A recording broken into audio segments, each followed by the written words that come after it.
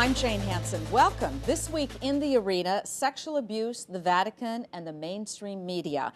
It seems Pope Benedict is coming under fire almost daily from various news organizations, particularly the New York Times, with regards to sex abuse scandals that happened in Ireland, Germany, and Milwaukee. The Pope's ability to lead has come into question, and while some are calling for him to step down, others are rushing to his defense. Is Pope Benedict being unfairly portrayed and criticized by the media? Well, here to discuss this today in the arena is Monsignor Kieran Harrington, who is the Director of Communications for the Diocese of Brooklyn.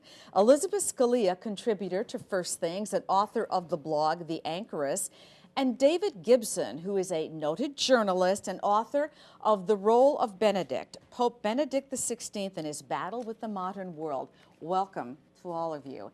Here are the headlines. Cardinal Ratzinger, an evil monster. Will the Pope resign? Vatican declined to defrock U.S. priest to abuse boys.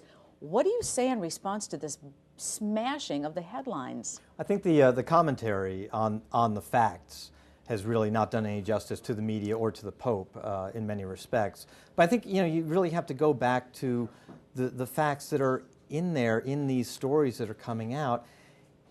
What I like to say is, in and of themselves, these cases that are touching on the papacy itself and on the Pope, his record in Munich when he was Archbishop of Munich in Germany, and a couple of cases when he was actually at the Vatican as head of the Congregation for the Doctrine of the Faith, they in and of themselves aren't deal breakers, but they come in the midst of this tsunami of revelations. Tsunami is the word Austrian Cardinal Schönborn used, that have angered so many people. So all this stuff all gets churned up and it gets conflated and confused, and soon you've got Benedict XVI being the puppet master of this whole conspiracy. That's one of the things that I think is important here is that Peggy Noonan made a point that the media has actually done a service to the Church in the Wall Street Journal, and I think that there is an element of service the church. I mean, certainly what is in the darkness needs to be brought into the light.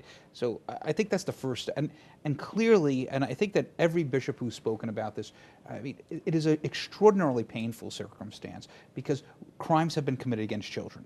Crimes have been committed against children by priests. So it's an enormously painful time in the life of the church. That said, what the New York Times has done has made it a personal crusade against the Catholic Church, and what I think we take issue with. Wait a minute. How can you say here's that? the thing. Here's the thing. Here's the Wall Street Journal, right? Here's the New York Times. Same story.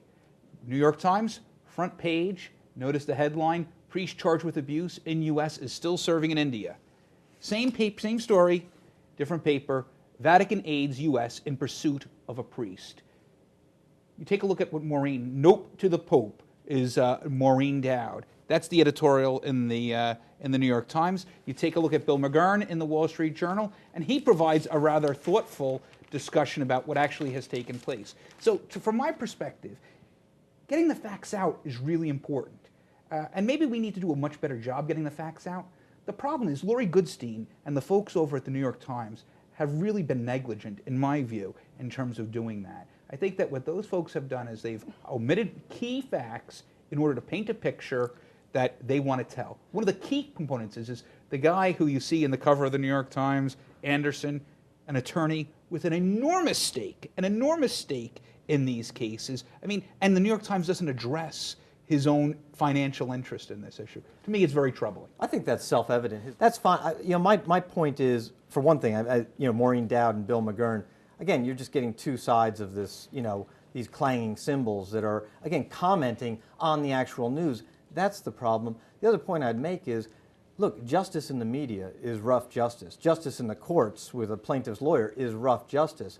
Get back to Peggy Noonan's point, the facts are what the facts are, and I think the church has to go with that. And then, everybody's got when you start describing motives. Here's the thing: here's the issue: is that when you're in the newsroom, you know that importance is what's the placement that you give to a story, how do you describe that story in the paper. And for the New York Times to be running stories over the course of 17 or 18 days, almost every day, rehashing old news, leaving Where out is it facts. old news? I mean, some of this information is just now coming out. It's absolutely Isn't right. part of the This is problem? news, I There's think, no yeah. old news. There's no new news. Yeah, they here. happened. the These fact that cases it's- happened years ago, but it's very the relevant to the information- track record now. Yeah. Okay, but isn't part of the problem here the insistence on secrecy that has been kind of at the baseline of the Church and the Vatican for a very long time It's about not- these cases? Pope Benedict XVI is one of the. I'm talking about before him, because this all happened before him. But I mean, here's the thing: is what's the responsibility or culpability is being ascribed to him. It's not being ascribed to someone before him. It's being ascribed to him personally. As Harry Truman said, the buck stops here. When you're the big guy, that's where the buck stops, right? But I also think You're that- not yeah. speaking. No, well, I mean, Obama keeps telling us that he's not responsible for anything because it was the guy before him. So, I Yes, mean, I know. And Obama was Does that responsible work, for or- the Catholic abuse scandal. no, too, that's of not my course. point. My point is, if the buck stops here, Yeah. you know, that argument can't always be made. Right, but I guess my point is that there has been a certain amount of secrecy that is surrounded these cases, and I think that that's Jane, the way the Church used to because be. And we when did- you we looked open at up it the like light, we looked at it like it was a sin and something shameful. At We si- did not recognize Well, that the it was crime. a crime. In Exactly. This is key. We didn't recognize it was a crime, but you know what? We do now. And well, wait, but why wasn't it recognized as a go crime? back to the past. We didn't recognize it as a crime, but society didn't really That's absolutely recognize it as a crime. Back in the 1970s and the 1980s, and I know you know this too, people were told pedophiles just need some therapy, and with therapy, there's not a high rate of recidivism, and they can go back to work. It wasn't looked at. In fact, back in the 70s and 80s, you didn't have some of the criminal laws on the books as But I they think are the now problem for is in child cases sexual when you abuse. did, there were still bishops who covered up. Cardinal Sean Brady swearing victims, young boys, victims to secrecy to not go tell the civil and criminal authorities. But Why what- are you telling them not to tell the authorities? absolutely Also, not, they're not. absolutely. There's also the criminal and the legal issues, but there's also the fear of scandal in the church, and that is something again that was All really of put a this- priority, and obviously when that fear governs everything, the scandal that comes later is much All of this can greater. be analogous to the fact that it's almost reflective or a giant macrocosm of what you find in a family when you have sexual abuse in a family. And this is my personal knowledge. I've never had this in church, but in the family, in the public schools, there are several things going on. Who's going to believe you? Don't tell anybody because the family doesn't want the shame. You know, and it's just extrapolated 15 million times in this case. It's really important to note that because, you know, Jane, you asked something. You said, well, why was this the case then? I mean, it's hard for us to describe why was this the case, but it was clearly the case, not simply in the church, but in the broader society. I think that what we need to focus on, and what it really ought to be focused on, is what we're doing now to protect children and to make sure that those who are guilty of crimes are brought to justice. And I don't think there's anybody doing more than the Catholic Church right now. And you see, that's what's galling. You could is argue that's that not, no one is doing more than Pope Benedict right now. Yeah, well, You he could was make that certainly argument. When he made his trip here to the United States, I do you think- remember because you and I Speaking to- covered it yeah. for the net, and I remember him speaking to to victims and their families, and also the moment he got off that airplane. I think even though he Before was he in was the while in he the was air, in he was the talking air, about he it. was Yes, speaking talking about about it. it. So I think that that's why I think there is a sense of, you know, I know Dave may feel that people are circling the wagons around, but I think that what we feel is that no, the full story is really not being told. That Pope Benedict, maybe in fact he's a man of his time, and certainly he was blinded in the same way when he was Cardinal Ratzinger, before he was an archbishop. I'm sure he suffered from the same blindnesses as everybody else did. So I mean, he's a man And like Monsignor, us. I think that's a very good point, and I think, but what people want to hear from is from the Pope himself. They want him to, you know, a pastoral response. I think, frankly, you know, you talked about some of the various commentaries here, which are beyond Brutal. the pale, but some of his defenders encircling the wagons. I'm not saying he's doing it, but some of his defenders aren't doing him any favors either. they're not. And I think with Father Cantalamessa's comparison, but just Cantalamessa's remarks. Yes. Again, another example of how the media really distorted what he was really indicating, right? Was that what was happening in the world, or what seems to be happening in this case, is that the guilt of a few people is being ascribed to many. And allowing a stereotype to build. So listen, I'm not justifying what he did. I think what his remarks were indelicate. However, what he was trying to make, and he was quoting a friend's letter to him, and what he was simply saying is that when you take the sins of a few and you apply it to many, a lot of bad things happen. But Do the you disagree with that? The Vatican walked back from it, so Yeah. I don't know. We are going to take a break, and we'll come back and continue this discussion. We're also going to join on the phone by a contributor to the National Catholic Register and get his take on the way Pope Benedict is being portrayed in the media. So stay with us.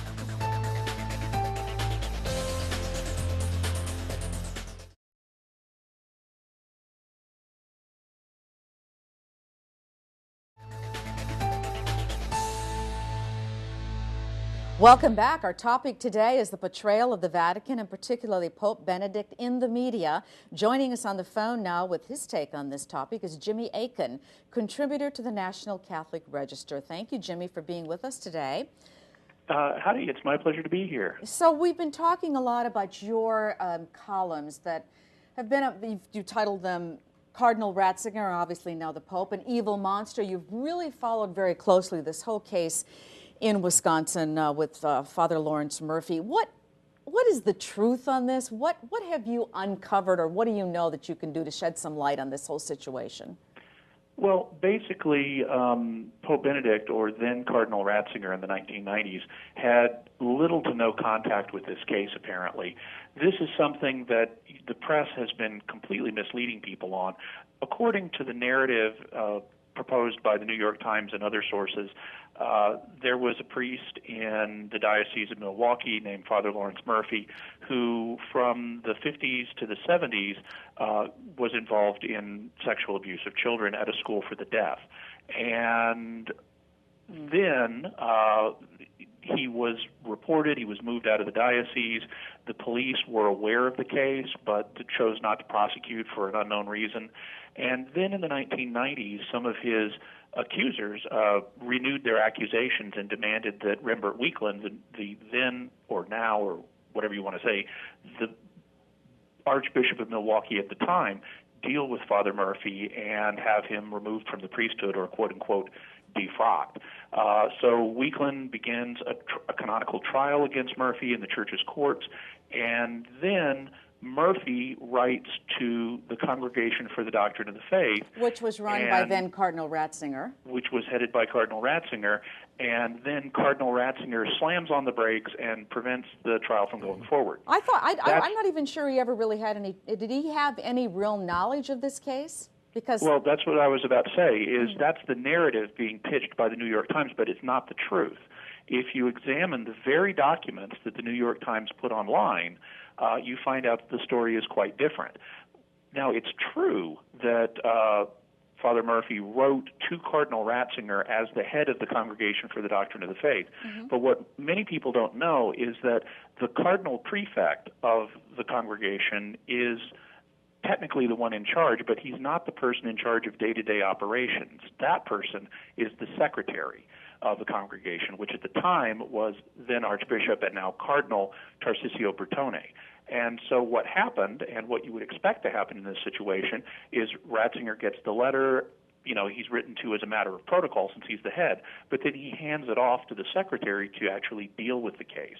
And so from that point, we have no further contact of Cardinal Ratzinger to this case. Everything was handled by Bertone so far as we can tell. And then Father Murphy dies. So essentially, the case is then pretty much closed, right? But I think some important points here are first that Father Murphy was in the process of a canonical trial when he died. So there was a process going. There was a process that was going on. I think the second thing is that when he left Wisconsin in the 70s, he basically had been stripped of his ability to function as a priest, and there were no other allegations in that intervening time. But I have to tell you okay, go on. My point is I'm not defending this guy. No, I'm sure you're not. not. I'm saying this guy should have gone to jail.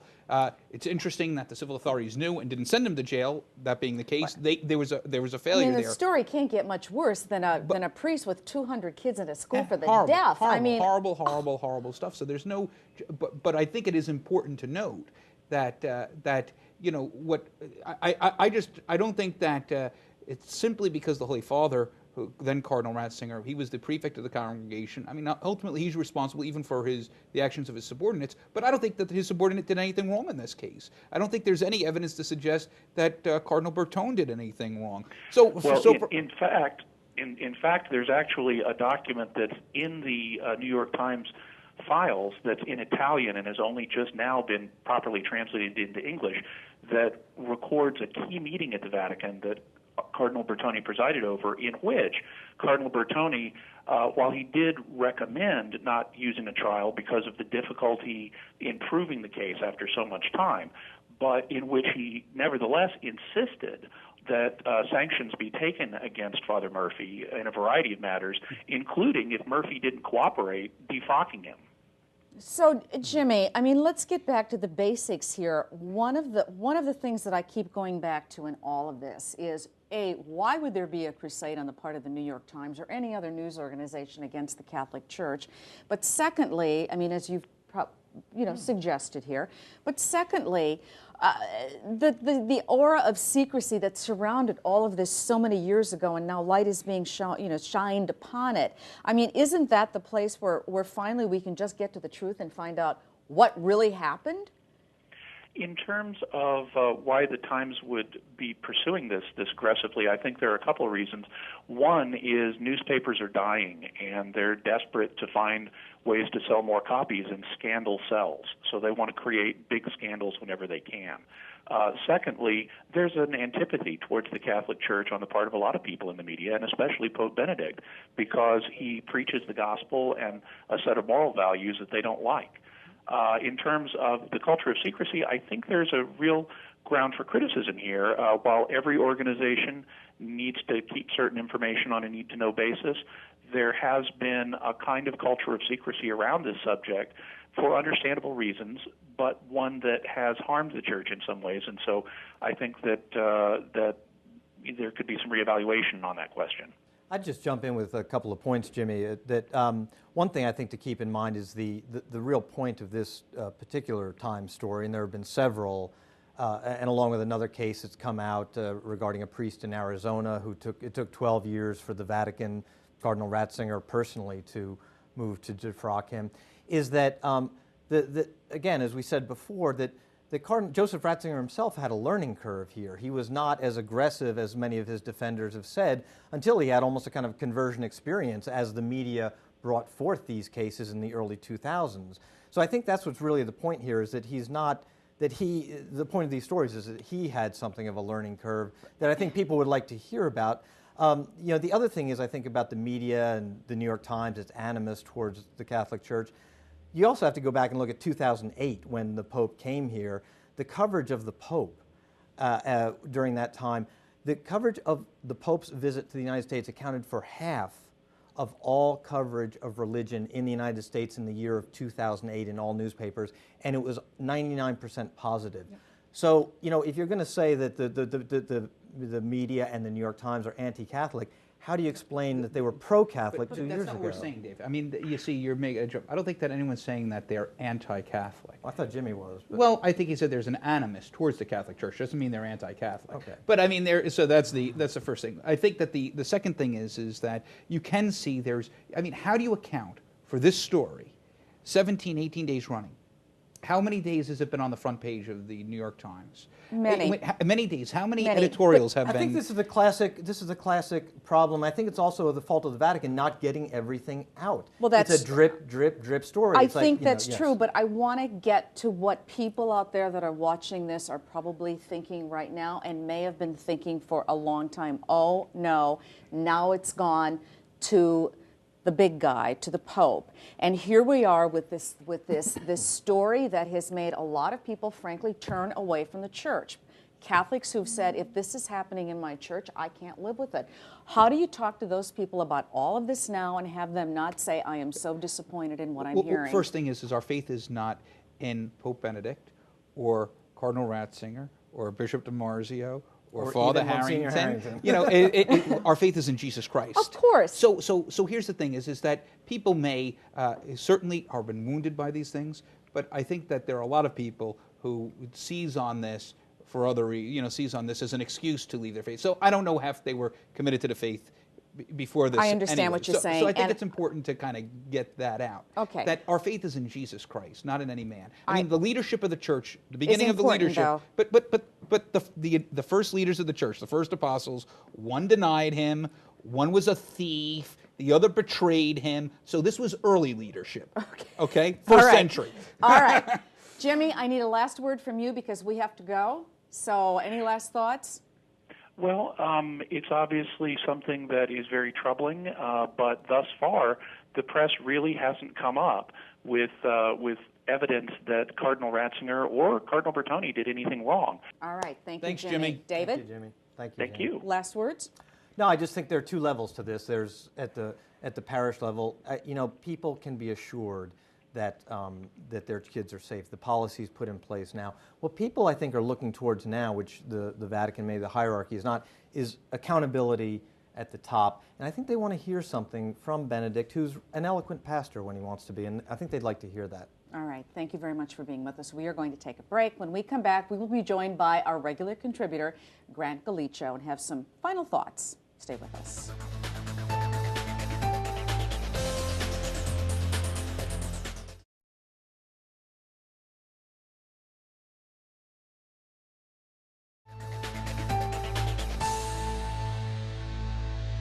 Welcome back. Continuing our conversation on the Pope and the media, we're now joined by the show's other regular contributor, Grant Gallicho, associate editor of Commonweal magazine. Let's start with you. You've been listening to this discussion. Your thoughts? I thought that the way that certain bishops and curial officials handled this question over the Easter holiday, over Good Friday, over Holy Thursday, Good Friday, Easter Sunday, was depressing. Easter is about Christ. Easter is not about the Pope. Easter is not about the church as victim. It is about Christ. Resurrection, renewal. And all I could think of when I saw this bishop after bishop defending the Pope, circling the wagons, yes, was this is what Protestants complain about when they look at Catholics. And it's not that we have to satisfy Protestants. I'm married to one; she's lovely, but and I do have to do what she says. But why should we be focused on bishops? Why should the dean of the College of Cardinals launch the Easter Sunday Mass at St. Peter's with a strange defense of the Pope, which the Pope looked confused by as it was unfolding? Listen, I think the fact is that the Holy Father is a sign of unity in the Church. He is the sign of unity in the Church, right? And I think that the news reports, I think, have been it's not that I'm disputing the fact that the news that what has been done in darkness is brought to light, but the news reports have been intensely directed at the person of the Pope, and I think that it is not only natural, I think it's laudable that people have said, you know what, let's point to what this man has actually accomplished. There is no one doing more now to protect children than the Catholic Church. I could tell you the systems that our diocese, and not just our diocese, but throughout this country, that have been put in place to ensure that our volunteers, every volunteer is going through background checks. They're sensitized to working with children and what that involves and other adults in their presence. In terms of how we deal with priests, it was thought to be shameful, something not to be spoken about. Now, if there's an allegation, immediately that's brought forward and publicized from the pulpit. So I can tell you that things are radically different today than they were in 2002. The good news is we learned from what happened. There is a resurrection. Finally. It took a very long time for us to learn from what happened. I have a cousin who's a priest. He doesn't wear his robes when he's out in public anymore because he's tired of hearing, oh, you're trolling for boys, Father? I feel really bad for the good priests who have been smeared by this. I am grieving for Catholics who leave the church because they feel that they can't worship in a church where this happened, regardless of what they're doing now. And I worry about that because I don't understand how that fixes anything. All it does is separate you from the Eucharist. All it does is separate you from the fellowship. So there has to be a way, and the Vatican is going to have to really fix its communications department, if it has one. There has to be someone up there, and maybe it has to be the Pope, saying, you know, John Paul apologized for many things, he's going to have to do a huge apology. He's going to have to be as humble as I believe Benedict can be. And it's going to take a really long time to reassure people. Why not just explain? I mean, no one wants to. I mean, no one wants to see him lie prostrate. It's just. Oh, I think some people. Well, do. okay, I'm sorry. True. Okay. But if he just explained, what was your thinking? Why were there delays? Why did it take a while for certain letters to move through How did this all happen, and how can we make sure it's never going to happen again? And that's the problem is the Catholics wonder what happens to bishops who make bad choices. Well, you know, this is one of my concerns, is that if an attack on the Pope is allowed to be sensationalized, as this one has in some cases been with some of these headlines, and this sense that some people have that they're trying to actively take the Pope down, what happens, what prevents them from doing the same thing to the next Pope and the next Pope? Because they're going to come from this group of cardinals who have, are we going to see every cardinal tainted with, well, this came across his desk maybe 30 years ago, he might have seen it, he maybe should have done something. I mean, if we don't take some sort of care here to create some kind of strictures, we could be looking at this going on and on for Pope after Pope for another 30 years. Last thoughts? I just think, as David Gibson said, the drip has to stop. I mean, I think Catholics deserve to know how the internal culture changed, and I think that the Pope is in a unique position to explain that. And you have just a few seconds for final thoughts. I think that there's, since 2002, which was a terrible trauma in the life of the church, not simply to priests, but to the people who go to church on Sunday, I think that was the wake-up call. And I think that Pope Benedict was courageous in leading the charge to ensure that the church was reformed from within. And I think that these attacks upon him are really gratuitous and have really not furthered the discussion, but really have made the environment toxic. And of course, this kind of discussion will continue. And I hope we've brought some light to people that are watching. Thank you all for joining us today. Thank you. Remember that you do not need a television to watch the net. We are always online at netny.net. For all of us here, I'm Jane Hansen. I'll see you next time in the arena.